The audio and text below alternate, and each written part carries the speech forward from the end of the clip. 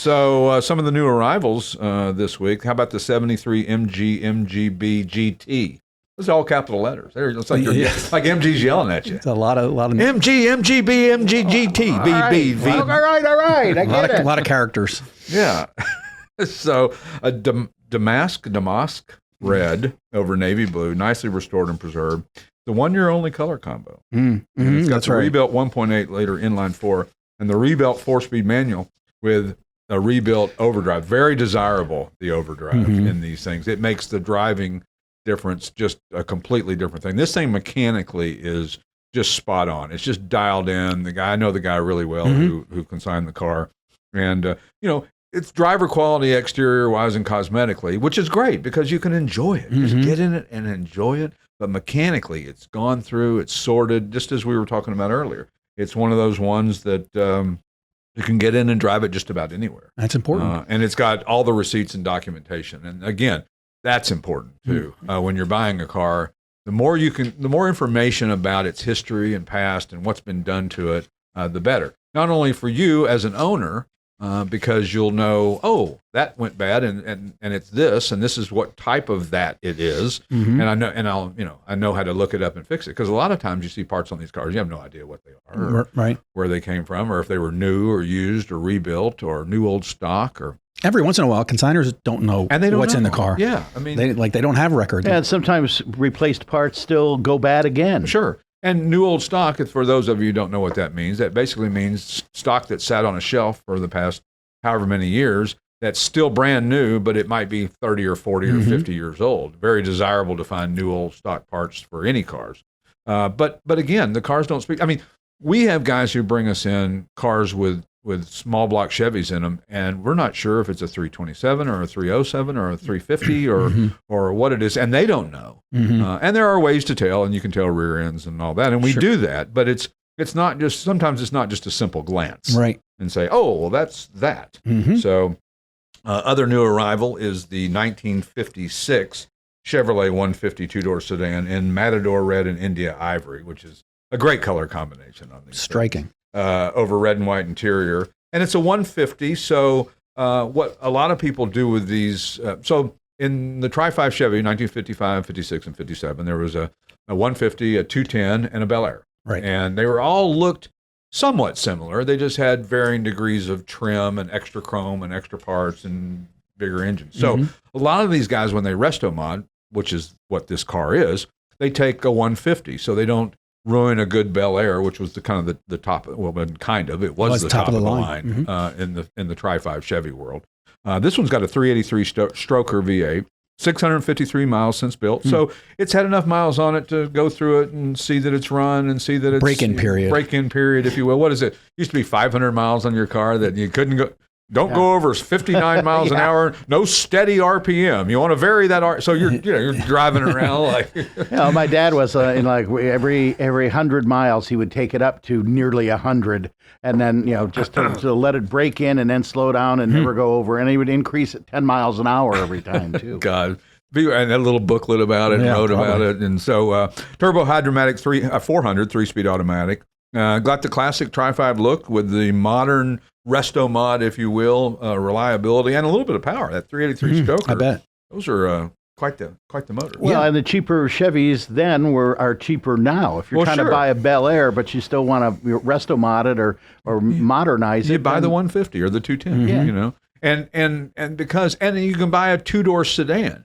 So you still have the two-door look and kind of the swoopy look, but it doesn't have the openness between the front and the rear window. And then we always talk about sedans as if they were 4 doors, and there's not. There's 2-door sedans and there's 4-door sedans. That's the post. The sedan, the difference between a sedan and a coupe or a 4-door hardtop is the post in the middle. Yeah, the door frame. And if they don't have a post in the middle, then they look really cool when all the windows are down. Right. Yeah, it's really cool. Sure. But I ask guys about that. Why didn't you buy the 2-door hardtop? And they say, well, because when I'm driving, I can't tell the difference. That's right. I don't see that post. I just see the same view. Yep. Whether it's whatever it may be. So really cool car. Check that one out. All of these you can check on our website, classicautomall.com.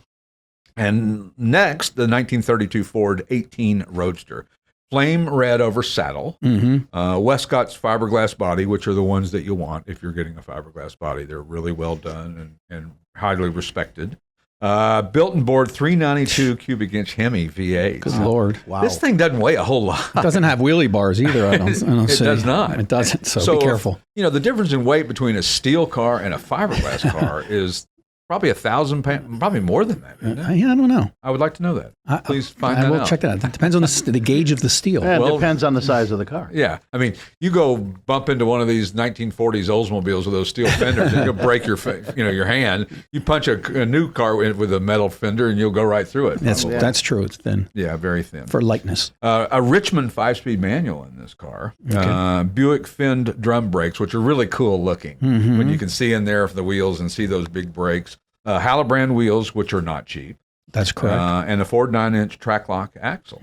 So it's funny that it's all the different things. So you've got a Richmond 5-speed with a Hemi V8 with a Ford rear. It's all these different manufacturers and parts and stuff that go together. But this one has been really well sorted and really well done. It's probably as nice a hot rod as you'll ever see. I agree. Yeah, and I'm not a huge hot rod guy, but I certainly appreciate the quality of builds and the ability for these guys to make something look a little cooler than the rest or stand out a little bit. And I got to say, we have some nice hot rods here. We really do. So if you're in the market for a hot rod, check out classicautomall.com. Yeah. Or pickup trucks. We have tons of those. Yes, we have lots of. We have dragsters. We've got Corvettes and Mustangs. But if you want an open wheel hot rod, check them out. Yeah, I think that there's quite a few here that and you'll find that generally speaking, you can buy one done cheaper than you can do it yourself. However, you have to take whatever the guy before you decided he liked and thought was cool. That's right. So if you over customize the car for yourself and you think, oh, I'm going to make this, and I'm going to make a special of this, and I'm going to make it only for people that are 6'3.5", and I'm going to, and all of a sudden you're customize yourself right out of the market. There's a couple of them that have polished and painted undercarriages. Like, wow, that's hardcore. The same thing with your house, though. You don't want to over customize your house. You don't want to add all the things that you think is cool because maybe the guy buying it from you doesn't think a simulator built into the kitchen is, There was one of those house shows, and it had this gorgeous kitchen, was all white marble, and everything was done.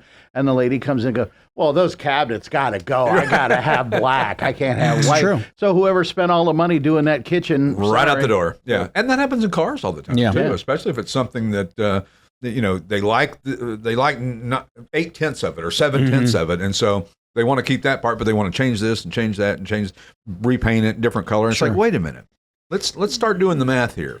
How deep do you want to go into this? If you're going to pay retail or close to retail for a car, and then you're going to add a whole bunch of stuff to it that's really not going to significantly change the value, then maybe that's not the path to go. Maybe a restoration is a better thing for you, maybe from starting from scratch. But, of course, finding donor cars and finding things to be able to utilize anymore, I mean, it's getting tougher and tougher. And a lot more work. Yeah, and it's a lot more. And time.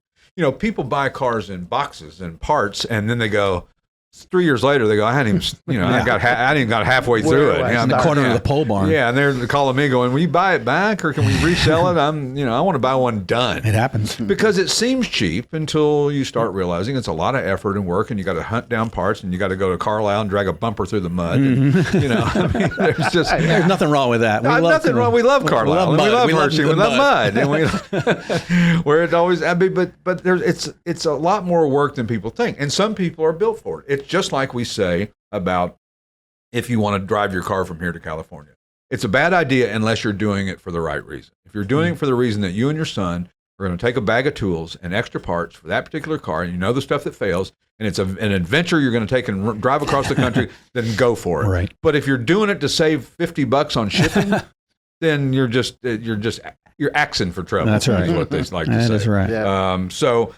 Next, the 1960 Chevrolet Corvette Convertible, tuxedo black and sateen silver over red. Ooh. Numbers matching 283 cubic inch V8, nicely restored, stunning colors. Got the Muncie M20 manual. Don't believe it's the original transmission to the car.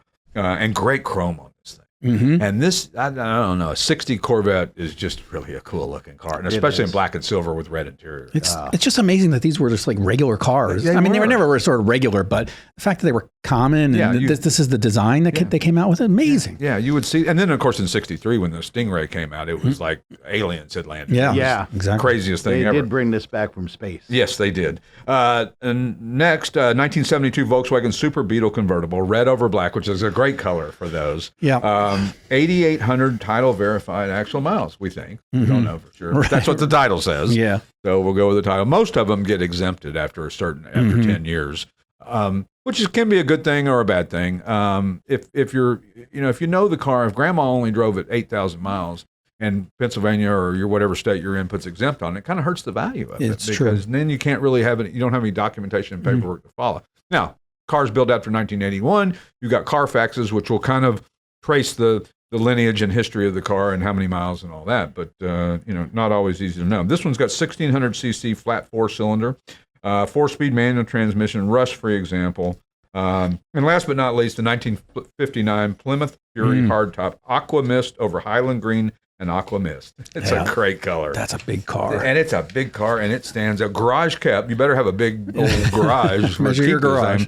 Awesome Ford design look. 318 cubic inch poly V8. Got the push button torque flight automatic trans, and just a smooth operator, smooth cruiser. You just cruising on the 318. People go, it's only a 318. That's a pretty good motor. That's all you need. Yeah, that's all you need. How fast do you want to go in a Plymouth that weighs 19,000 pounds? That's right. I mean, it's got enough chrome on it. Probably weighs more than me. Yeah, easily. Well, and the 59 Ford had those big round taillights, and the Chevy had those big cat's eyes. And this one was kind of a sleeper with a little smaller taillights, but it had a real interesting front end. Yeah, but that Aqua Mist really does it well. You've been listening to the Classic Auto Mall Show with your host, Stuart Howden.